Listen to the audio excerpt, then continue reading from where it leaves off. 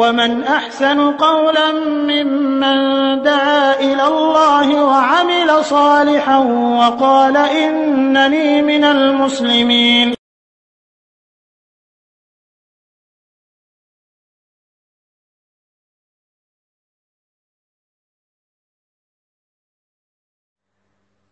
আসসালামু আলাইকুম রহমতুল্লাহি ওয়া বারাকাতুহু। সম্মানিত সুধী, আপনাদের নিকটে একটি গুরুত্বপূর্ণ হাদিস আল্লাহর জাত পাক সম্পর্কে পেশ করব, যে হাদিসটি মুআজ বিন জাবাল রাদিয়াল্লাহু তাআলা আনহু রাসূলুল্লাহ সাল্লাল্লাহু আলাইহি ওয়াসাল্লাম থেকে বর্ণনা করেছেন। এই হাদিসে রাসূলুল্লাহ সাল্লাল্লাহু আলাইহি ওয়াসাল্লামের জবানিতে আল্লাহ যে আকৃতি আছে তা প্রমাণ হয়ে গিয়েছে। হাদিসটি নিম্নরূপ: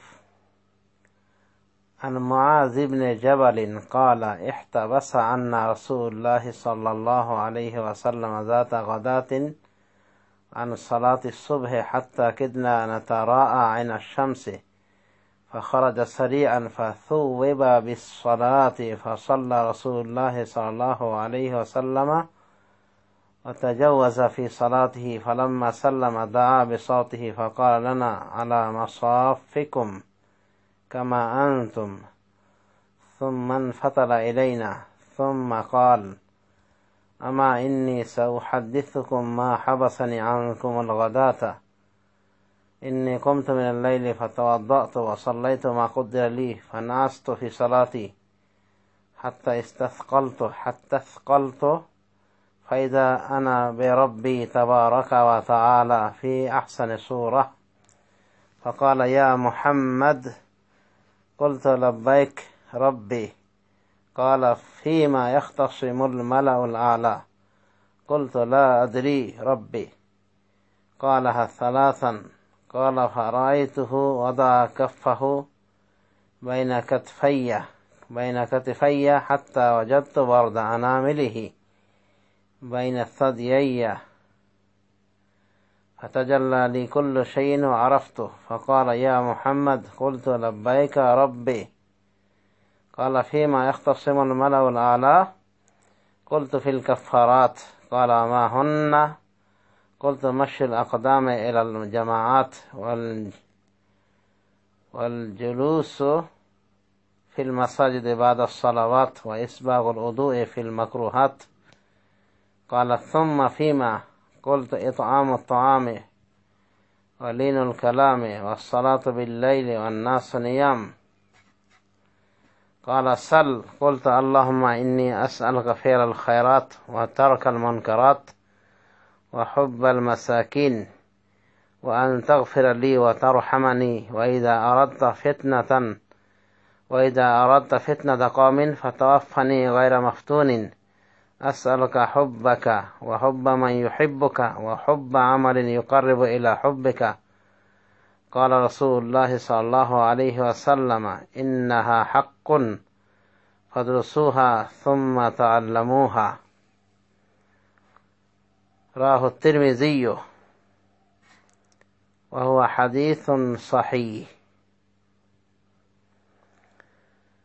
মুআজ বিন জাবাল হতে বর্ণিত, তিনি বলেন যে আমাদের থেকে এক সময় রাসূলুল্লাহ সাল্লাল্লাহু আলাইহি ওয়াসাল্লাম কোন এক সকাল বেলার নামাজ তথা ফজরের নামাজ থেকে বাধাপ্রাপ্ত হন, মানে আসতে তার দেরি হয়ে যায়, আটকা পড়ে যান যেন। হাত্তা কিদনা নাতারা আইনা শামস, এমনকি আমরা সূর্যকে দেখার উপক্রম হয়ে যায়, মানে সূর্য উঠো উঠো ভাব। ফাখারাজা সারিআন, এরপর রাসূলুল্লাহ সাল্লাল্লাহু আলাইহি ওয়াসাল্লাম দ্রুত বেরিয়ে পড়লেন। ফাসুওয়িবা বিসসালাতে, এরপরে সালাতের ইকামত দেয়া হলো। ফাসাল্লা রাসূলুল্লাহ সাল্লাল্লাহু আলাইহি ওয়াসাল্লাম, রাসূলুল্লাহ সাল্লাল্লাহু আলাইহি ওয়াসাল্লাম সালাত পড়লেন। ওয়া তাজাওয়াজা ফি সালাতিহি, এবং সালাতটা সংক্ষেপ করলেন, সালাতে সংক্ষিপ্ততা অবলম্বন করলেন। ফালাম্মা সাল্লামা দাআ বিসাওতিহি, যখন তিনি সালাম ফিরলেন তখন তার কণ্ঠ দিয়ে আহ্বান করলেন, তিনি বললেন ফাকালনা, অতঃপর তিনি বললেন আলা মাসাফিকুম কামা আনতুম, তোমরা যার যার কাতারে থেকে যাও যেভাবে রয়েছো, মানে যেভাবে কাতারে রয়েছো ওইভাবে থেকে যাও। সুম্মান ফাতালা ইলাইনা, এরপরে রাসূলুল্লাহ সাল্লাল্লাহু আলাইহি ওয়াসাল্লাম আমাদের দিকে ফিরে বসলেন বা ফিরে তাকালেন। সুম্মা ক্বালা, এরপরে বললেন আমা ইন্নী সাউহাদ্দিসুকুম মা হাবাসানি আনকুমুল গাদাতা, জেনে রেখো আমি তোমাদেরকে অচিরেই বলে দিচ্ছি কিসে তোমাদের থেকে আমাকে আজকের সকালে বাধা দিয়েছিল, মানে তাড়াতাড়ি উপস্থিত হতে সালাতে। ইন্নী কুমতু মিনাল লাইলি, এরপর রাসূল সাল্লাল্লাহু আলাইহি ওয়াসাল্লাম বলছেন তার ঘটনার বৃত্তান্ত, ইন্নী কুমতু মিনাল লাইলি, আমি রাতে কিয়াম করলাম, ফাতাওয়াদ্দাতু, ওযু করলাম, সালাত আদায় করলাম, মা কুদ্দির আলী, যা আমার তাকদিরে কুলালো, অর্থাৎ যতটুকু আমি পারলাম সামর্থ্য কুলালো পড়লাম। ফানাস্তু, এরপর আমার তন্দ্রা আসলো, ফি সালাতি, ফানাস্তু ফি সালাতি, আমি আমার সালাতে তন্দ্রাচ্ছন্ন হলাম, হাত্তা স্কলতু, এমনকি ভারী হয়ে গেলাম আমি, মানে ঘুম ভারী হয়ে গেল, তন্দ্রা ভারী হয়ে গেল। ফাইদা আনা বে রব্বি, হঠাৎ দেখি আমি আমার রবের নিকট, তাবারাকা ওয়া তাআলা, যিনি বরকতময় এবং মহান, অর্থাৎ হঠাৎ দেখি আমি আমার রবের নিকটে, মহান মহিয়ান রবের নিকটে, বরকতময় এবং মহান রবের নিকটে, ফি আহসানি সূরা, অত্যন্ত সুন্দর আকৃতিতে, মানে রব অত্যন্ত সুন্দর আকৃতিতে রয়েছেন, আমি তার কাছে। ফাকালা ইয়া মুহাম্মদ, তিনি বললেন হে মুহাম্মদ। কুলতু লাব্বাইক রব্বি, আমি হাজির হে রব। কালা ফিমা ইয়াখতাসিমুল মালাউল আলা, তিনি বললেন ঊর্ধ্বতন ফেরেশতা মণ্ডলীরা কি নিয়ে বিতর্ক করছে বা করে। কুলতু লা আদরি রব্বি, হে রব আমি তো জানি না। কালাহা সালাসান, এ কথা তিনি 3 বার করে বললেন। কালা ফারাআইতুহু, তিনি বলেন অর্থাৎ রাসূল সাল্লাল্লাহু আলাইহি ওয়াসাল্লাম বলেন ফারাআইতুহু ওয়াদা কাফফাহু বাইনা কাতিফাইয়া, আমি তাকে দেখলাম তিনি তার কবজি, হাতের কবজি আমার 2 কাঁধে রাখলেন। হাত্তা ওয়াজাদতু বারদা আনামিলিহি বাইনা সাদিয়াইয়া, এমনকি আমি তার আঙ্গুলের পরের ঠান্ডা অনুভব করলাম আমার বক্ষে, 2 স্তরের মাঝে, মানে আমার বক্ষে। ফাতাজাল্লা লি কুল্লু শাইইন ওয়া আরাফতু, এরপরে সবকিছু আমার নিকটে উন্মুক্ত হয়ে যায়, পরিষ্কার উদ্ভাসিত হয়ে যায় এবং আমি চিনে ফেলি। ফাকালা ইয়া মুহাম্মদ, এরপরে তিনি বলেন হে মুহাম্মদ। কুলতু লাব্বাইকা ইয়া রব্বি, আমি বললাম আমি হাজির হে রব আপনার নিকট। কালা ফিমা ইয়াখতাসিমুল মালাউল আলা, বলতো ঊর্ধ্বতন ফেরেশতারা তারা কি নিয়ে তর্ক করে বা বিতর্ক করতেছে। কুলতু ফিল কাফারাত, আমি বললাম যে তারা কাফারাতের বিষয়গুলি নিয়ে তর্ক করছে, মানে কোন কোন বিষয়গুলি গুনাহের কাফারা হয় এই বিষয়গুলি নিয়ে তারা বিতর্ক করতেছেন। কালা মা হুন্না, তিনি বললেন যে আল্লাহ বললেন মা হুন্না, ওগুলো কি? কুলতু, তখন আমি বললাম মাশিউল আকদামে ইলাল জামাত, জামাতের দিকে অর্থাৎ মসজিদের জামাতের দিকে পদচারণা করা। ওয়াল জুলুসু ফিল মাসাজিদে বাদাস সালাওয়াত, এবং মসজিদ সমূহে বসা সালাতের পর, মানে সালাত আদায়ের পর মসজিদ সমূহে বসে থাকা। ওয়া ইসবাগুল উযুয়ে ফিল মাকরুহাত, এবং অজুকে পরিপূর্ণরূপে বানানো, ফিল মাকরুহাত কষ্টের সময়, যেমন শীত ঠান্ডা ইত্যাদি। কালা সুম্মা ফিমা, তিনি বলেন সুম্মা ফিমা, এরপরে কোন বিষয়ে তারা তর্ক করতেছে, অর্থাৎ আল্লাহ বলেন সুম্মা ফিমা, এরপরে কোন বিষয়ে তারা তর্ক করতেছে। কুলতু, আমি বললাম ইতআম, খাদ্য দান করা, ওয়ালিনুল কালাম, নরম ভাষায় কথা বলা, ওয়াসসালাতু বিল-লাইলি ওয়ান-নাসু নিয়াম, এবং রাতে সালাত আদায় করা অর্থাৎ কিয়াম করা যখন মানুষগণ, যে সময় মানুষগণ ঘুমন্ত থাকে। ক্বালা সাল, তিনি বললেন অর্থাৎ আল্লাহ বললেন, সাল, আপনি চান, জিজ্ঞাসা করেন, মানে কি চান বলেন। কুলতু, আমি বললাম, আল্লাহুম্মা ইন্নী আসআলুকা ফি'লাল খায়রাত, হে আল্লাহ, আমি আপনার নিকটে চাচ্ছি কল্যাণ সমূহ করা, মানে কল্যাণ করার জন্য আমি তৌফিক পাই, এটা আপনার কাছে চাচ্ছি। ওয়া তারকাল মুনকারাত, এবং সমস্ত গর্হিত কাজ পরিত্যাগ করা চাচ্ছি আপনার কাছে, মানে এর ক্ষমতা আপনি দেবেন যেন আমি এগুলো পরিত্যাগ করি। ওয়া হুব্বাল মাসাকিন, মিসকিনদের মহব্বত চাচ্ছি আপনার নিকটে। ওয়া আন তাগফিরা লি ওয়া তারহামানি, এবং আরো চাচ্ছি এই মর্মে যে আপনি আমাকে ক্ষমা করবেন, আমাকে রহম করবেন। ওয়া ইযা আরাদতা ফিতনাতা কওমিন, আর যখন আপনি কোনো জাতির ফিতনা চাইবেন, ফিতনায় নিমজ্জিত করা চাইবেন, ফাতাওয়াফানি গায়রা মাফতুনিন, তাহলে আপনি আমাকে ওয়াফাত দিয়ে দিবেন, ওয়াফাত দিয়ে দিন, গায়রা মাফতুনিন, কোনো প্রকার ফিতনায় না জড়ানো অবস্থায়, মানে আমি যেন কোনো ফিতনায় না পড়ি, এই অবস্থায় আমাকে ওয়াফাত দিয়ে দিবেন। যদি আপনি কোনো জাতির ফিতনায় লিপ্ত হওয়া চান, তাহলে আমাকে তার পূর্বেই মৃত্যু দিয়ে দিবেন, ফিতনাবিহীন অবস্থায়, ফিতনায় না জড়ানো অবস্থায়। আসআলুকা হুব্বাকা, আমি আপনার নিকট চাচ্ছি আপনার মহব্বত, ওয়া হুব্বা মান ইউহিব্বুকা, এবং তারও মহব্বত যে আপনাকে ভালোবাসে। ওয়া হুব্বা আমালিন ইউকাররিবু ইলা হুব্বিক, এবং ওই আমলের ভালোবাসাও চাচ্ছি আপনার নিকটে যে আমল আপনার মহব্বতের নিকটবর্তী করে দেয়। ক্বালা রাসূলুল্লাহ সাল্লাল্লাহু আলাইহি ওয়াসাল্লাম, রাসূলুল্লাহ সাল্লাল্লাহু আলাইহি ওয়াসাল্লাম বলেন, ইন্নাহা হাক্কুন, এই কথাগুলি হক, ফাদরুসুহা, সুতরাং তোমরা এগুলো পড়ো, সুম্মা তাআল্লামুহা, এরপরে তোমরা এগুলো জেনে নাও। হাদিসটিকে ইমাম তিরমিজি বর্ণনা করেছেন এবং হাদিসটি বিশুদ্ধ।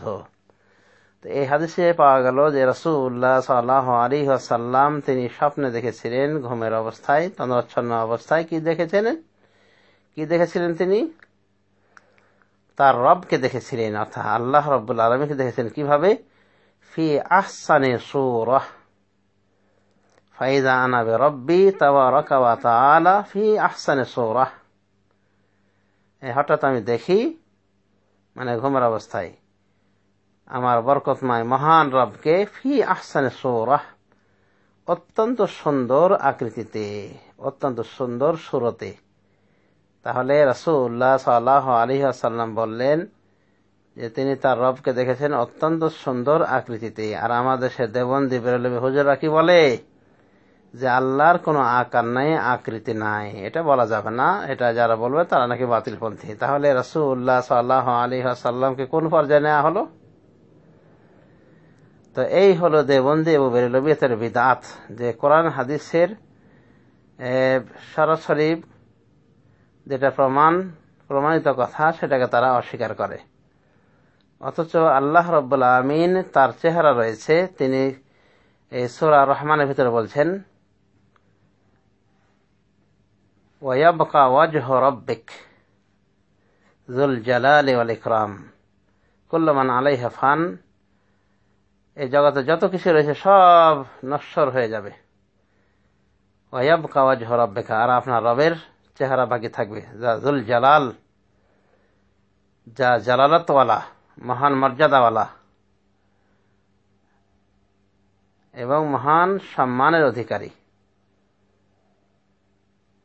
তো আল্লাহ কি বলছেন, ওয়ায়াবকা ওয়াজহু রাব্বিক, আর আপনার রবের চেহারা বাকি থাকবে। উদ্দেশ্য এনে রব, তো এখানে চেহারা বলা হয়েছে, তার মানে রবের চেহারা রয়েছে বলেই তো চেহারার কথা বলা হয়েছে। অনুভব মুমিনদের আকীদা যে আল্লাহ রাব্বুল আমিনকে মুমিনগণ জান্নাতে দেখবেন। উজুহু ইয়াওমাইযিন নাযিরাহ ইলা রাব্বিহা নাযিরাহ, সেদিন কিছু চেহারা তরতাজা হয়ে থাকবে, তাদের প্রতিপালকের দিকে দৃষ্টি নিবদ্ধকারী হবে। তাহলে রব যদি দেখার মতো নাই বা হতো, তাহলে কি দেখতো তারা, কি দেখবে তারা? এই সমস্ত তরতাজা চেহারা গুলি কোন দিকে তাকিয়ে থাকবে? রবের দিকে তাকিয়ে থাকবে। তার মানে রব দেখার মতো সত্তা। সুতরাং রব যে নিরাকার, এটা হলো দেওবন্দি বেরিলবেতের জলালাত গুমরাহি, এবং এটা বলা যেতে পারে হিন্দুয়ানে আকিদার বহিঃপ্রকাশ। হিন্দুরা এই বিশ্বাস করে যে তাদের ভগবান নিরাকার, আর আরেকটা বিশ্বাস করে কি সব জায়গায় বিরাজমান। এটাও বাতিল আকিদা। তো আমাদের দেশের মুসলিমরাও এই আকিদায় বিশ্বাস করে যে আল্লাহ রাব্বুল আলামিনের কোনো আকার আকৃতি নাই। অথচ এই হাদিস, এই তিরমিজি শরীফের হাদিস দ্বারা স্পষ্টতই প্রমাণ হয়ে গেল যে আল্লাহ রাব্বুল আলামিনের আকৃতি রয়েছে। তার চেহারার কথা সূরা মুলকের সূরা রহমানের ভিতরে আমরা পেলাম। অনুরূপভাবে তাকে যে দেখা যাবে সূরা কিয়ামার আয়াত দিয়ে প্রমাণ করা হলো একটু আগে, যে কিছু চেহারা তরতাজা হয়ে থাকবে, তাদের রবের দিকে দৃষ্টি নিবদ্ধকারী হবে। অনুরূপভাবে হাতের প্রমাণ রয়েছে সূরা মুলকে, তাবারাকাল্লাযী বিয়াদিহিল মুলক। অনুরূপভাবে এই আয়াতের অর্থ হলো ওই আল্লাহ বরকতময় যার হাতে রয়েছে রাজত্ব। অনুভাবে আল্লাহ রাব্বুল আলামিন বলেছেন সূরা আল মাইদার ভিতরে, বাল ইয়াদাহু মাবসুতাতানে, বাল ইয়াদাহু মাবসুতাতানে, বরং তার দুটি হাত প্রসারিত রয়েছে। দুটি হাতের কথা বলা হয়েছে। অনুভাবে সূরা সাদের 75 নম্বর আয়াত আল্লাহ বলেছেন ইবলিসকে লক্ষ্য করে, ইয়া ইবলিস মা মানাকা আন তাসজুদা লিমা খালাকতু বিয়াদাইয়া, হে ইবলিস তোকে কিসে বাধা দিল তাকে সিজদা করতে যাকে আমি আমার দুটি হাত দিয়ে সৃষ্টি করেছি। এখানে দুটি হাতের কথা বলেছে। আমরা এটা বিশ্বাস করি যে আল্লাহর দুটি হাত রয়েছে। পক্ষান্তরে যারা দেওবন্দি এবং বেরলভিয়াতের গুমরাহিতে রয়েছে তারা বলে না না না, আল্লাহর হাত কেন বলবো, আল্লাহর হাত নাই। আল্লাহ বলছেন আছে আর তারা বলছেন নাই। এখান থেকে বুঝেন যে দেওবন্দি বেরলভি আকিদা কত গুমরাহি আকিদা। তা আল্লাহ হেদায়েত করুন তাদেরকে। আমরা আল্লাহর দুটি হাত আছে বলে সামনে অগ্রসর হব না যে হাত দুটি কেমন, বরং আমরা বলবো আল্লাহর শানে যেভাবে প্রযোজ্য সেভাবে রয়েছে। আল্লাহ পাক তিনি ভালো জানেন, আমরা জানি না। আমরা যতটুকু জেনেছি ততটুকু আমরা বিশ্বাস করি, ঈমান আনি। তারপরে বুখারী শরীফ হাদিসে রয়েছে যে যখন আল্লাহ জাহান্নামকে বলবেন জাহান্নাম তুমি পরিপূর্ণ হয়েছো, তখন জাহান্নাম বলবে হাল মিন মাজিদ, আল্লাহ আরো আছে কি? তো বুখারী শরীফ হাদিসে বলা হয়েছে তখন আল্লাহ রাব্বুল আলামিন তার পা মোবারক রেখে দিবেন জাহান্নামে। তখন জাহান্নাম সংকুচিত হয়ে বলবে কত কত, বা কদ মানে হয়ে গেছে, যথেষ্ট হয়েছে। তো এইভাবে বুখারী শরীফে পায়ের প্রমাণ পাওয়া গেল। ইয়াউমা ইউকশাফু আন সাক, কোরআনে বলা হয়েছে যে যখন পিণ্ডলি খোলা হবে। তো এই বুখারী হাদিস দ্বারা প্রমাণ যে আল্লাহ রাব্বুল আলামিন তার পিণ্ডলি মোবারক খুলবেন, মুমিনদেরকে সিজদার জন্য আহ্বান করবেন। তো মুমিনগণ সিজদা করবেন, কিন্তু কাফের যারা মুনাফিক আল্লাহকে মানে লোক দেখানো সিজদা করতো, নামাজ পড়তো, তাদের পিঠটা শক্ত হয়ে যাবে, তখতার মতো শক্ত হয়ে যাবে, বাঁকা হবে না সিজদা করার জন্য। বুখারী শরীফের হাদিস। তো আল্লাহর আকার মর্মে অনেক প্রমাণ রয়েছে, তবে আল্লাহর এই আকার আল্লাহর শানেই প্রযোজ্য। লাইসা কামিসলিহি শাইউন ওয়া হুয়াস সামিউল বাসীর, তার মতো কোনো কিছু নাই আর তিনি হলেন সর্বশ্রোতা সর্বদ্রষ্টা। সূরা আশ-শূরার আয়াত। তো এভাবে আল্লাহ রাব্বুল আলামিন তার পরিচয় বিভিন্নভাবে বলেছেন। অনুভাবে আল্লাহ সর্বস্থানে বিরাজমান, এটাও একটা জঘন্য আকিদা, বিদাতি আকিদা, বেরলভী দেওবন্দি আকিদা, জাহমি আকিদা, মুতাজিলি আকিদা, অর্থাৎ বিদাতিদের গোষ্ঠীদের আকিদা, মুসলিমদের আকিদা নাই। বরং আল্লাহ রাব্বুল আলামিন তার পরিচয় বলছেন আর রহমান আলাল আরশি ইস্তাওয়া, রহমান আরশে সমুন্নত। সূরা তাহার 5 নম্বর আয়াত। এভাবে এই মর্মের আয়াত একাধিক স্থানে আল্লাহ রাব্বুল আলামিন উল্লেখ করেছেন তার কোরআনুল কারীমের। সুতরাং আমরা এটা বিশ্বাস করি যে আল্লাহ আরশে আযীমে রয়েছেন, এবং আরশে আযীম যে সপ্তাকাশের উপর রয়েছে এই মর্মে বুখারী শরীফের হাদিস প্রমাণ। রাসূল সাল্লাল্লাহু আলাইহি ওয়াসাল্লাম বলেন যখন তোমরা চাইবে আল্লাহর কাছে তখন জান্নাতুল ফেরদাউস চাইবে, কারণ এই জান্নাতুল ফেরদাউস ফাইন্নাহু আলাল জান্নাহ ওয়া আওসাতুল জান্নাহ ওয়া ফাওকাহু আরশুর রহমান, কারণ এই জান্নাতটি সর্বোচ্চ জান্নাত, সর্বোত্তম জান্নাত, এবং এর উপর রয়েছে রহমানের আরশ। তাহলে জান্নাত কোথায়? জান্নাত জমিনে না আসমানে? জান্নাত আসমানে রয়েছে, আর সপ্তাকাশের উপরে রয়েছে জান্নাত। আর জান্নাতুল ফেরদাউস হলো সর্বোচ্চ জান্নাত, তার মানে জান্নাতুল ফেরদাউসের উপর আল্লাহর আরশ রয়েছে। বুখারী শরীফের হাদিস। মেরাজের রাতের ঘটনাও প্রমাণ। মেরাজের ঘটনা প্রমাণ যে আল্লাহ রাব্বুল আলামিন ঊর্ধ্বাকাশে রয়েছেন, সপ্তাকাশের উপরে আরশে আযীমে রয়েছেন। তা না হলে মেরাজের কোনো অর্থ হয় না। বিদআতপন্থীরা বলে সব জায়গায় আল্লাহ বিরাজমান, সব জায়গায় আল্লাহ তার জাত সহ রয়েছেন। তার মানে কি আল্লাহ সর্বস্থানে রয়েছেন? তো আল্লাহ রাসূলের বাড়িতে তো সেদিন ছিলেন যেদিন মেরাজ হয়েছিল। তো কেন গেলেন ঊর্ধ্বাকাশে? বেদাতীরা জবাব দেবে কি? তো এগুলো একটা বিদআতি আকীদা যে আল্লাহ সর্বস্থানে বিরাজমান, নাউযুবিল্লাহ মিন যালিক। বরং বলতে হবে আল্লাহর ইলম, আল্লাহর দেখা, আল্লাহর তদারক সর্বস্থানকে বিরাজমান করে রয়েছে, সর্বস্থানে বিরাজমান। তার জ্ঞান গরিমা, তার দেখাশোনা, তার তদারক সর্বকিছুকে পরিব্যাপ্ত করে রেখেছে, সর্বস্থানে বিরাজমান। কিন্তু তিনি তার জাত সহ কোথায় রয়েছেন? আরশে আযীমে রয়েছেন। বিভ্রান্তরা বলে থাকে যে ওয়া মাআকুম আইনামা কুনতুম, কোরআন কারিমে এই আয়াত দিয়ে দলিল দিয়ে থাকে যে আল্লাহ এখানে বলছেন তিনি তোমাদের সাথে রয়েছেন যেখানে তোমরা থাকো না কেন। এর দ্বারা তারা যে বুঝটা বুঝেছে সেটা সম্পূর্ণ রুগ্ন বুঝ, বিদাতি বুঝ। তো আল্লাহর সাথে রয়েছেন এর অর্থ এ নয় যে তিনি তার জাত সহ সাথে রয়েছেন, বরং উলামায়ে দ্বীন বলেছেন, ব্যাখ্যা করেছেন, ব্যাখ্যাকারগণ সালাফে সালেহিনের ব্যাখ্যাকারগণ বলেছেন যে এই সাথিত্বের অর্থ হলো ইলমের সাথিত্ব, মানে আল্লাহ সাথে রয়েছেন তোমাদের যেখানে থাকো না কেন, মানে আল্লাহ তোমাদের দেখছেন, শুনছেন, সবকিছু পর্যবেক্ষণ করছেন। এভাবে সাথিত্বের ব্যাখ্যা করা হয়েছে। তারপর বর্তমানেও আমরা লক্ষ্য করে দেখতে পাই যে আমাদের সৃষ্টি জগতের অনেক কিছু আমাদের সাথে রয়েছে, অথচ আমরা তাদের সাথে অঙ্গাঙ্গিভাবে নাই। যেমন সূর্য চন্দ্র আমাদের সাথে রয়েছে, বাংলাদেশেও রয়েছে, কুয়েতে এসেছি, কুয়েতে রয়েছে, লন্ডনের মানুষ তাদের নিকটে রয়েছে, অথচ সূর্য চন্দ্র উপরে, আমরা নিচে, এরপর আমরা সাথে রয়েছি। তাহলে যে আল্লাহ তিনি হলেন স্রষ্টা, তার সাথিত্ব দ্বারা কি করে বুঝে আসলো যে আল্লাহ নিজেই রয়েছেন সাথে? নাউযুবিল্লাহ মিন যালিক। তারপরে সূরা কাফের আয়াত নাহনু আকরাবু ইলাইহি মিন হাবলিল ওয়ারিদ, এখানে যে বলা হয়েছে যে আমি তার নিকটে, তার মূল ধমনের চেয়েও বেশি নিকটে। এখানে নৈকট্য দ্বারা ফেরেশতাদের নৈকট্য উদ্দেশ্য করা হয়েছে, কারণ পরক্ষণে আল্লাহ বলছেন ইয ইয়াতালাক্কাল মুতালাক্কিয়ানি আনিল ইয়ামিনি ওয়া আনিশ শিমালি কাঈদ।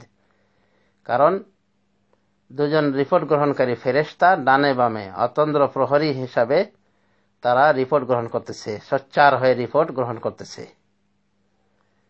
তো আল্লাহ নৈকট্যতা বুঝিয়ে দিয়েছেন কিভাবে? ফেরেশতাদের মাধ্যমে। তাছাড়া এই নৈকট্য বলতে আল্লাহর ইলমের নৈকট্য উদ্দেশ্য। তার মানে আল্লাহ রাব্বুল আমিন সবকিছু দেখছেন, সবকিছু শুনছেন, তার ইলমের নৈকট্য, তার দেখাশোনা নৈকট্য। তো এভাবে দু চারটা আয়াতকে যে কেন্দ্র করে বিদআতপন্থীরা দলিল দিয়ে থাকেন, এগুলো সব অপব্যাখ্যা। এই জাতীয় ব্যাখ্যা সালাফে সালেহিন করেননি। সালাফে সালেহিনের কথা যে আল্লাহ আরশে আযীমে রয়েছেন, সপ্তাকাশের উপরে আরশে আযীমে রয়েছেন। এজন্য তো বিবি যায়েনব রাদিয়াল্লাহু তাআলা আনহা, রাসূলুল্লাহ সাল্লাল্লাহু আলাইহি ওয়াসাল্লামের পত্নী, রাসূল সাল্লাল্লাহু আলাইহি ওয়াসাল্লামের বিবি যায়েনব রাদিয়াল্লাহু আনহা ফখর করতেন অন্যান্য বিবিদের সাথে, রাসূলের অন্যান্য বিবিদের সাথে।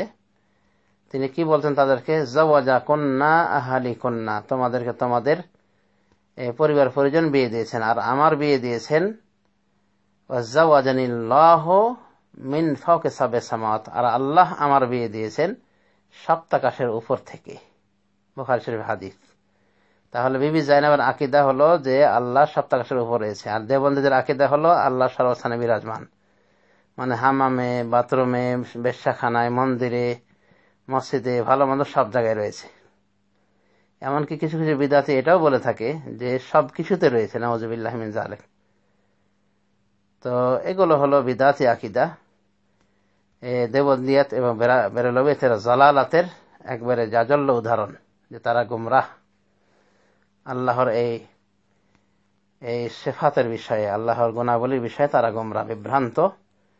তারা কোরআন সুন্নাহর পথকে পরিহার করেছে, এমনকি খোদ আবু হানিফার পথকে পরিহার করেছে। এই জন্য তারা বলে থাকে যে আমরা মূলত আকীদার ক্ষেত্রে আবু হানিফার অনুসারী নয়, বরং আবুল হাসান আশআরী এবং আবুল মানসুর মাতুরিদি অথবা মাতুরিদির অনুসারী। আর এই দুই ব্যক্তিত্বই ছিলেন এমনও ব্যক্তিত্ব যারা কোরআনের আয়াত এবং রাসূলের হাদিসকে পুরোপুরি গ্রহণ করেননি, একমাত্র বিবেকসম্মত কথাগুলিকে গ্রহণ করেছেন শুধু এই আল্লাহর আসমা সিফাতের বিষয়ে, আল্লাহর গুণাবলী বিষয়ে। তো এই জন্য কিছু সিফাতকে মেনেছেন এবং কিছু সিফাতের বিকৃত ব্যাখ্যা তারা দিয়েছেন। তো তারাও প্রকৃত অর্থে আবু হানিফার পুরাপুরি অনুসারী ছিলেন না, বরং বিদআতের সাথে অনুসরণ করতেন। তো আবু হানিফা, আমাদের দেশের বেরলভী এবং দেওবন্দি, এই দুই গ্রুপ আকীদাগতভাবে আশআরী বা মাতুরিদি, তারা আবু হানিফার অনুসারী নয় এই বিষয়ে।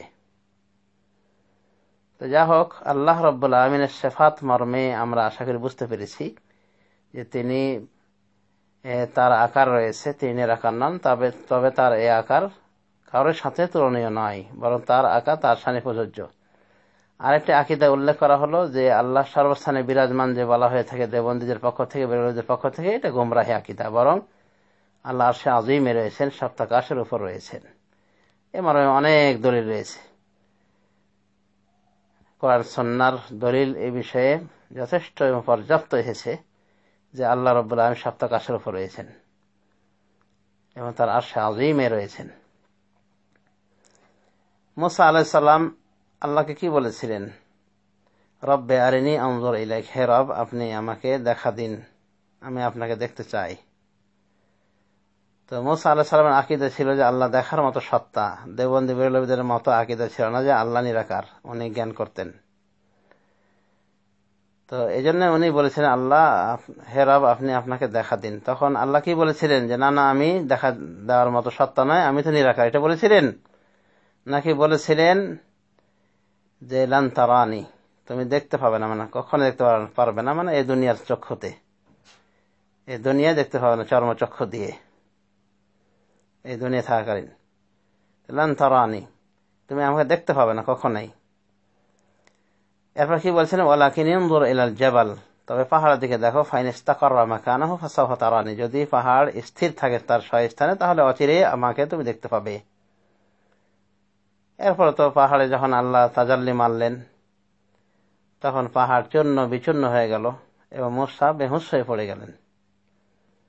এভাবে সূরা আরাফে আল্লাহ রাব্বুল আলামিন বলেছেন। তো মুসা আলাইহিস সালামের আকীদা ছিল যে আল্লাহ নিরাকার নন, বরং আল্লাহ সাকার, আল্লাহর আকার রয়েছে। এমনকি খুদ ফেরাউন পর্যন্ত এই বিশ্বাস রাখত যে আল্লাহ রাব্বুল আলামিন উপরে রয়েছে। এই জন্য তো হামানকে বলেছিল, ইয়া হামান ইবনি লি সারহান, তুমি আমার জন্য বিরাট অট্টালিকা বানাও, বিরাট প্রাসাদ বানাও, লাআল্লি আত্তালিউ ইলা ইলাহি মুসা, যাতে করে আমি মুসার প্রতিপালকের দেখতে পারি। এরা বলেছিল কি যে আমি তাকে মিথ্যাবাদী মনে করি। মিথ্যাবাদী কি? যে মুসা আলাইহিস সালাম অবশ্যই বলেছেন তাকে যে আল্লাহ উপরে আছেন, কিন্তু সে বলতেছে যে আমার জন্য হামান তুমি একটা বড় প্রাসাদ বানাও, আমি দেখব মুসার এলাকে, আমি তাকে মিথ্যাবাদী মনে করি। তার মুসার কোনো এলাহ নাই। কিন্তু যেহেতু মুসা আলাইহিস সালাম বলেছিলেন যে আল্লাহ উপরে, তাই ফেরাউন মানে হটকারে করে বলেছিল যে হামান তুমি ও বড় প্রাসাদ বানাও, আমি যাতে করে মুসার এলাকে দেখতে পাই। তাহলে দেখা আছে দেওবন্দি বেরলভীদের থেকেও আকীদায় এই ফেরাউন ভালো ছিল, মানে এই বিষয়ে যে আল্লাহ রাব্বুল আলামিন সর্বস্থানে নন, বরং আল্লাহ রাব্বুল আলামিন ঊর্ধ্বাকাশে রয়েছেন। আর তাই তো তার এই স্বাদ জেগেছিল অট্টালিকা বানানোর। তো যা হোক, আল্লাহ রাব্বুল আলামিন যে তিনি সাকার এবং তিনি যে আরশে আযীম আসমানের উপর রয়েছেন, অনেক দলিল রয়েছে। হাদিসুল জারিয়া, দাসীর হাদিসটিও একটি প্রকৃষ্ট প্রমাণ যে আল্লাহ রাব্বুল আলামিন তিনি আসমানে রয়েছেন, আসমানের উপর রয়েছেন। ওই হাদিসে এসেছে যে আল্লাহ রাসূল সাল্লাল্লাহু আলাইহি ওয়াসাল্লাম দাসীটিকে জিজ্ঞাসা করেছিলেন, আইন আল্লাহ, আল্লাহ কোথায়? আল্লাহ কোথায় বললে তো দেওবন্দি বেরলভীদের খবর হয়ে যায়, মানে অনেক মানে তাণ্ডব লীলা শুরু করে দেয়, অনেক কাহিনী শুরু করে দেয় যে এমন কি কথা বললেন আপনি, এমন কথা বলাই যাবে না, এটা তো শিরকি কথা বললেন, কুফরি কথা বললেন। অথচ হুঁশ নাই যে রাসূলুল্লাহ সাল্লাল্লাহু আলাইহি ওয়াসাল্লাম ঈমান পরীক্ষা করার জন্য জনৈকা দাসীকে প্রশ্ন করেছিলেন, মুআবিয়া ইবনে হাকাম আস-সালামির দাসীকে প্রশ্ন করেছিলেন যে কোথায় আছে আল্লাহ বলো। উত্তরে বলেছিলেন কি, আমাদের দেশের হুজুরদের মতো বলেছিলেন, দেওবন্দি বেরলভীদের মতো বলেছিলেন যে সর্বস্থানে বিরাজমান, সবকিছু বিরাজমান? না, তিনি বলেছেন ফিস সামায়ে, তিনি আসমানে রয়েছেন, মানে আসমানের উপর রয়েছেন। আর একটা প্রশ্ন করেছিলেন রাসূল সাল্লাল্লাহু আলাইহি ওয়াসাল্লাম যে মান আনা, আমি কে? উত্তর দিয়েছিলেন এই দাসীটি যে আনতা রাসূলুল্লাহ, আপনি আল্লাহ রাসূল। এবার রেজাল্ট আসলো, রাসূলুল্লাহ সাল্লাল্লাহু আলাইহি ওয়াসাল্লাম বলে দিলেন মুআবিয়া বিন হাকাম আস-সালামিকে, অর্থাৎ ওই দাসীর মালিককে বলে দিলেন আতিকহা, তুমি তাকে স্বাধীন করে দাও, মুক্ত করে দাও, আজাদ করে দাও, ফাইন্নাহা মুমিনা, কারণ এই দাসীটি হলো ইমানদার মেয়ে। তাহলে ইমান পরীক্ষার জন্য দুটা প্রশ্ন করেছিলেন এই দাসীটিকে। একটা প্রশ্ন যে আল্লাহ কোথায়, আর একটা প্রশ্ন যে আমি কে। তো সহিহ মুসলিমের এই বর্ণনায় প্রমাণ হয়ে গেল যে আল্লাহ রাব্বুল আমিন তিনি আসমানে রয়েছেন, এই উত্তরটাই সঠিক। আল্লাহ কোথায় এই প্রশ্নের উত্তর হিসেবে। সুতরাং আল্লাহ রাব্বুল আমিন সর্বস্থানে বিরাজমান, এটা গলত কথা, ভ্রান্ত আকীদা। অনুভাবে আল্লাহ সমস্ত মুমিনের পেটে পেটে, এটাও ভ্রান্ত কথা। পেটে পেটে বলে না, কিন্তু অর্থ ওটাই হয়। যেমন বলে থাকে বিভ্রান্ত সুফিরা যে প্রত্যেক মুমিনের হৃদয়ে আল্লাহ রয়েছে, নাউযুবিল্লাহি মিন যালিক। আর হৃদয় কোথায়? হৃদয় তো পেটে, তার মানে প্রত্যেক মুমিনের পেটে পেটে আল্লাহ, নাউযুবিল্লাহি মিন যালিক। আল্লাহ হিদায়াত করুন। তাহলে সঠিক আকীদা আল্লাহ বিষয়ে আমরা বুঝতে পারলাম যে আল্লাহ তিনি নিরাকার নন, বরং সাকার, তবে তার আকার তার শানে প্রযোজ্য। আর আল্লাহর আকার বিষয়ে যা কিছু হয়েছে আমরা এগুলিকে বিশ্বাস করি। এগুলিকে আমরা অঙ্গ প্রত্যঙ্গ বলবো না, বরং বলবো আল্লাহর গুণ, আল্লাহর জাতি গুণ। আল্লাহর জাতি গুণগুলিকে আমরা বিশ্বাস করব। যেমন হাতের কথা, চেহারার কথা, চোখের কথা বলা হয়েছে। যেমন বলে তুসনা আলা আইনি, মুসাকে লক্ষ্য করে বলেছেন যে যাতে করে তুমি আমার চোখের সামনে লালিত পালিত হও। মানে এই যে ব্যবস্থা আল্লাহ করলেন মুসার জন্যে, মানে ফেরাউনদের হেফাজত করলেন, তো এই ঘটনায় বলেছেন বলে তুসনা আলা আইনি, যাতে করে তুমি আমার চোখের সামনে লালিত পালিত হও। তাহলে চোখের প্রমাণ রয়েছে। বুখারী শরীফ হাদিসে রয়েছে ইন্না রাব্বাকুম লাইসা বিআওয়ার, নিশ্চয় তোমাদের রব এক চক্ষানা নন, মানে তার উভয় চক্ষু রয়েছে। আর দাজ্জাল হলো ডান চক্ষু কানা বিশিষ্ট, বুখারী শরীফের হাদিস। তাহলে আল্লাহ রাব্বুল আলামিনের চক্ষু রয়েছে, এটা আমরা বুঝতে পারলাম। দেওবন্দি বেরলভীদের তো অজুর উঠে যাবে মানে এগুলো কথা শুনলে। তো আল্লাহ নিজের চোখের প্রমাণ দিয়েছেন, চক্ষু রয়েছে, আমরা এটাই প্রমাণ পেলাম। আমরা আর সামনে অগ্রসর হব না আল্লাহর চোখ কিরকম। তো আল্লাহর এই গুণাবলী যেহেতু কোরআন হাদিসে এসেছে আমরা এগুলোকে বিশ্বাস করি, কিন্তু আমরা এগুলির ধরন প্রকৃতি বলার পক্ষে নয়, যেহেতু আমরা জানি না। বরং আমরা বলবো আল্লাহর শানে যেভাবে প্রযোজ্য সেভাবেই এগুলি রয়েছে। তবে অবশ্যই নিরাকার নন। নিরাকার বলা একটা জঘন্য মূর্খতা, কারণ আল্লাহকে মুমিনগণ পরকালে দেখবেন, এটা আমাদের দেওবন্দি বেরলভীরা একমাত্র। কি দেখবে? দেওবন্দি বেরলভী ভাইদেরকে আমরা প্রশ্ন করি যে কি দেখবেন আল্লাহ? তাহলে কাজে আকীদা সহি করার প্রতি আহ্বান জানায় দেওবন্দি বেরলভী ভাইদেরকে, যে এই সমস্ত দেওবন্দিয়াত বেরলভীতে জালালাত গোমরাহি ছেড়ে দিয়ে কোরআন সুন্নাহর শাহে রাহের প্রতি চলে আসেন, মানে একেবারে সোজা পথে ফিরে আসেন। এই সমস্ত দেওবন্দি গুমরাহি বাদ দিয়ে, বেরলভী গুমরাহি বাদ দিয়ে কোরআন সুন্নাহর পথে ফিরে আসেন। আপনারা বিশ্বাস করেন যে আল্লাহকে দেখা যাবে, মুমিনগণ দেখবেন আল্লাহকে। সেই মুখ দিয়ে কি করে বলেন যে আল্লাহ নিরাকার? যে মুখ দিয়ে বলেন যে আল্লাহ রাব্বুল আলামিন সর্বস্থানে বিরাজমান, সব জায়গায় রয়েছেন, সে মুখ দিয়ে কি করে বিশ্বাস বলে থাকেন মেরাজের ঘটনা? নাকি মেরাজের ঘটনা বলবেন আর বিশ্বাস করবেন যে আল্লাহ সর্বস্থানে বিরাজমান? মেরাজে আল্লাহর সাথে সাক্ষাৎ হয়েছে, আল্লাহর অতি নিকটে গিয়েছিলেন, তারপরে মুসা আলাইহিস সালামের সাথে দেখা হলো ফেরার পথে। মুসা আলাইহিস সালাম বললেন যে কি আপনার উম্মতের উপর আল্লাহ কি ফরজ করেছেন? তো বললেন 50 ওয়াক্ত। তো এটাকে কমানোর জন্য উনি পরামর্শ দিলেন। তো উনি চলে গেলেন আল্লাহর কাছে। এই যে যাওয়া আসা হয়েছিল আসমানে না জমিনে? আসমানে।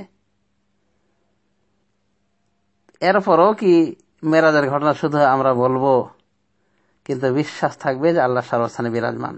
এগুলি হলো জঘন্য আকীদা, দেওবন্দি বেরলভীদের আকীদা, স্ববিরুদ্ধ আকীদা। তো যা হোক, আল্লাহ রাব্বুল আলামিন দেখার মতো সত্তা, তিনি নিরাকার নন।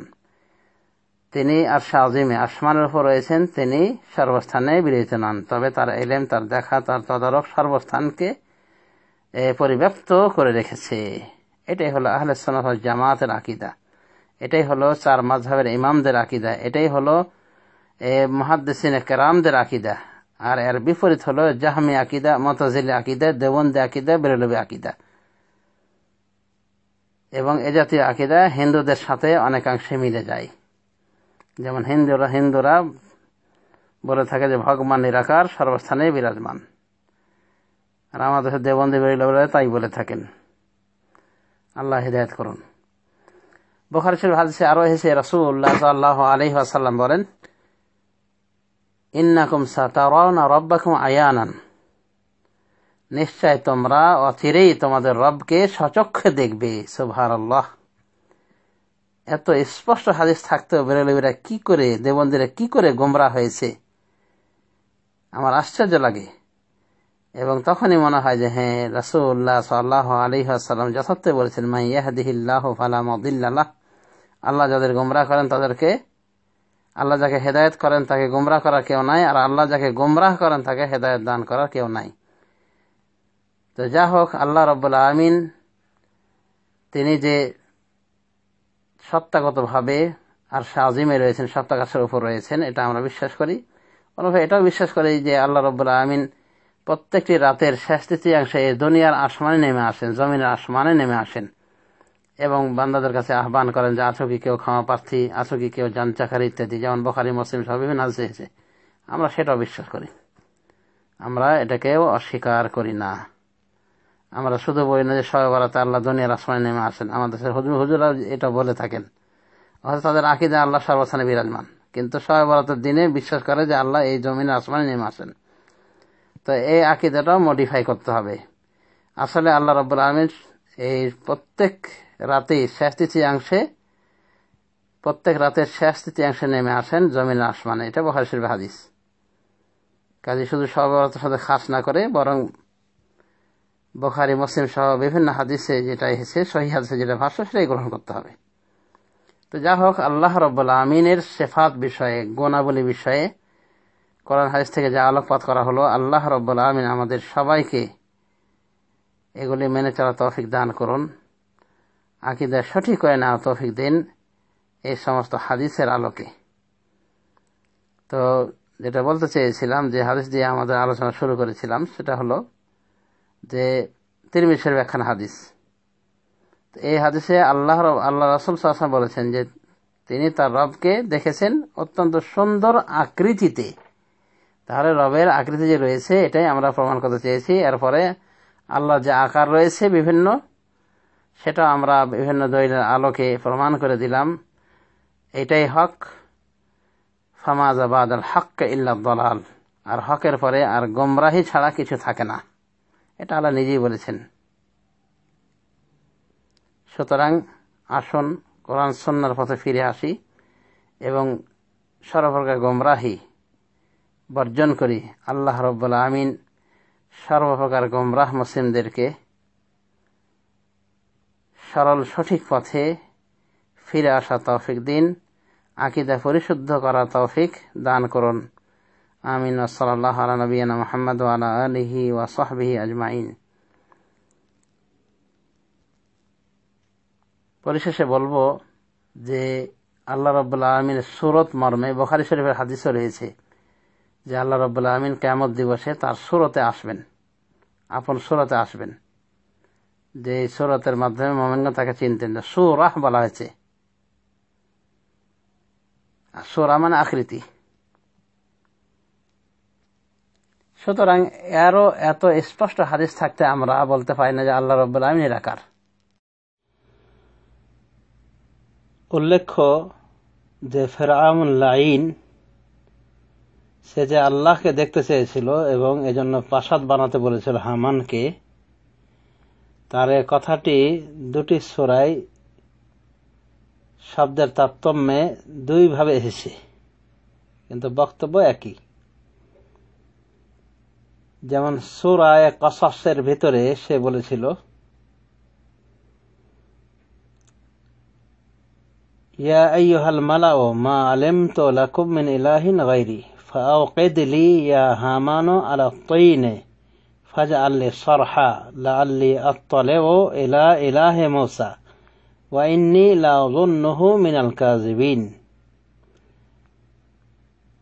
কি বলেছিল ফিরআউন? অকালা ফিরআউন ইয়া আইয়ুহাল মালাউ মা আলিমতু লাকুম মিন ইলাহিন গায়রি ফাআউকিদ লি ইয়া হামানু আলা তাইনি ফাজআল লি সারহা লাআল্লি আত্তালিউ ইলা ইলাহি মূসা ওয়া ইন্নী লাযুন্নুহু মিনাল কাযিবিন। ফিরআউন বলল, হে পরিষদবর্গ, আমি ছাড়া তোমাদের অন্য কোনো উপাস্য আছে বলে আমি জানি না। এরপর কি বলছিল? হে হামান, তুমি আমার জন্য ইট পোড়াও এবং একটি সুউচ্চ প্রাসাদ তৈরি করো, হয়তো আমি তাতে উঠে মূসার মাবুদকে দেখতে পাব, তবে আমি অবশ্য মনে করি সে মিথ্যাবাদী। এটা হলো সূরা আল কাসাসের আয়াত 38 নম্বর আয়াত। পক্ষান্তরে অন্য সূরা সূরায়ে মুমিন, যার 8টি নাম হলো সূরায়ে গাফির। এখানে ফিরআউন কি বলেছিল উল্লেখ করা আছে ভিন্ন শব্দে, তবে বক্তব্য একই, কাছাকাছি। সেটা হলো ফিরআউনকে দেখা উপর দিকে যেয়ে। ওয়াকালা ফিরআউন ইয়া হামান ইবনি লি সারহান লাআল্লি আবলুগুল আসবাব আস-সামাওয়াতি ফাআত্তালিআ ইলা ইলাহি মূসা ওয়া ইন্নী লাযুন্নুহু কাযিবা। ফিরআউন বলল, হে হামান, আমার জন্য তুমি নির্মাণ করো এক সুউচ্চ প্রাসাদ, যাতে আমি দরজা সমূহে পৌঁছি, আসমান সমূহের দরজা, যেন আমি দেখতে পাই মূসা এর মাবুদকে। ফাআত্তালিআ ইলা ইলাহি মূসা, যাতে করে আমি দেখতে পাই মূসার ইলাহকে তথা মাবুদকে।